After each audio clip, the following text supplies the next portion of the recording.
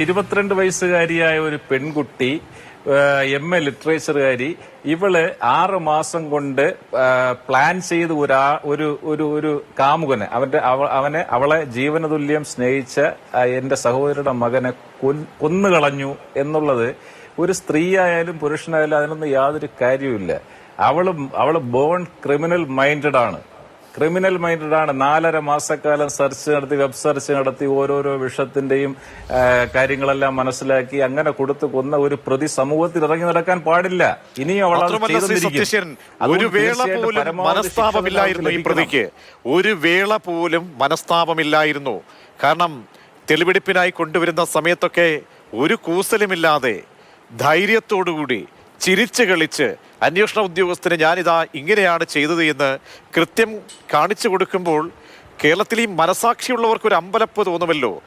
നമ്മൾ ചെയ്തു പോലെ ഇന്നിപ്പോൾ ഒരു മുതലക്കണ്ണീരാണ് ഈ ഒന്നാം പ്രതി കാട്ടിയിരിക്കുന്നത്, അല്ലെങ്കിൽ കണ്ണീർ ഒഴുക്കിയിരിക്കുന്നതെന്നേ നമുക്ക് പറയാൻ നിവൃത്തിയുള്ളൂ. അപ്പോൾ ഒരു സഹതാപവും പശ്ചാത്തലവും ഈ പ്രതീക്ഷിക്കാത്തൊരു പ്രതിയാണിത്.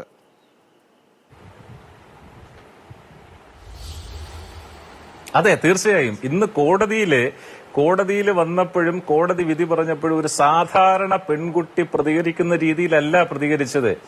അവള് വളരെ പക്വതയോടുകൂടി സംയമനത്തോടുകൂടി അതായത് എക്സ്പെക്ട് ചെയ്തിട്ടുള്ളൊരു വിധി എന്നുള്ള നിലയിലാണ് പ്രതികരിച്ചത്. അവള് കരഞ്ഞു അലറി വിളിച്ചില്ല, യാതൊന്നും ചെയ്തില്ല. അവൾക്ക് യാതൊരു കുറ്റബോധവും ഇല്ല. നിങ്ങളുടെ റിപ്പോർട്ടേഴ്സ് മുഴുവൻ അവളോട് ചോദിച്ചു എന്തെങ്കിലും കുറ്റബോധമുണ്ടോ എന്ന്. ഇല്ല, ഒന്നും പറഞ്ഞില്ല. അവള് പ്ലാൻ ചെയ്ത്, അതായത് അവള് ഒരു സ്ത്രീത്വത്തിന് തന്നെ അപമാനമായിട്ടുള്ള ഒരു രീതിയിലാണ്. അത് നമ്മൾ ഉദ്ദേശിക്കുന്നതിനും അപ്പുറമാണ് അവളുടെ ക്രിമിനൽ മൈൻഡ് എന്ന് പറയുന്നത്. തീർച്ചയായും അത് കോടതി കാണും, കോടതിയിൽ അത് ബോധ്യപ്പെടുത്തും. നാളെ വിധി സംബന്ധിച്ചുള്ള കാര്യങ്ങളിൽ അത് ഈ പ്രോസിക്യൂഷനിൽ നിങ്ങൾക്ക് പൂർണ്ണ വിശ്വാസമാണുള്ളതല്ലേ ശ്രീ സത്യശീലൻ? തീർച്ചയായും ഞങ്ങൾക്ക് കുറച്ച് നന്ദി പറയാനുണ്ട്. ഞങ്ങൾക്ക് വേണ്ടി ഈ കേസ് വളരെയധികം പഠിച്ച് അത് കോടതിയിൽ പ്രസന്റ് ചെയ്ത് ഞങ്ങളുടെ prosecutor advocate VS Vineeth Kumar sir, പിന്നെ അതുപോലെ തന്നെ സംഭവം നടന്ന് ഇമ്മീഡിയറ്റ് ആയിട്ട് പാറശാല സ്റ്റേഷനിൽ നിന്ന് ക്രൈംബ്രാഞ്ചിന് കൈമാറിയ കേരള ഗവൺമെന്റ്, അതുപോലെ തന്നെ Zulfikar sir, KJ Johnson sir, Rasid സാറും ടീമും, Shini ma'am, Shajahan sir, Saji sir, ഇങ്ങനെ കുറെ പോലീസ് ഡിപ്പാർട്ട്മെന്റിലുള്ള എല്ലാവർക്കും നന്ദി പറയട്ടെ.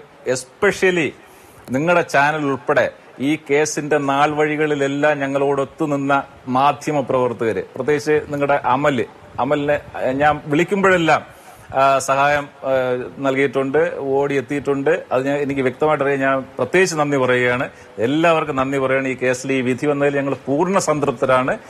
രണ്ടാം പ്രതി അമ്മയെ വെറുതെ വിട്ടതെന്നും പറഞ്ഞുകൊണ്ട് അതിൽ നിന്ന് ഞങ്ങൾക്ക് വലിയ നിരാശയൊന്നുമില്ല. ഞങ്ങൾ പൂർണ്ണമായിട്ട് സംതൃപ്തിയാണ് ഈ കോടതി വിധിയിൽ.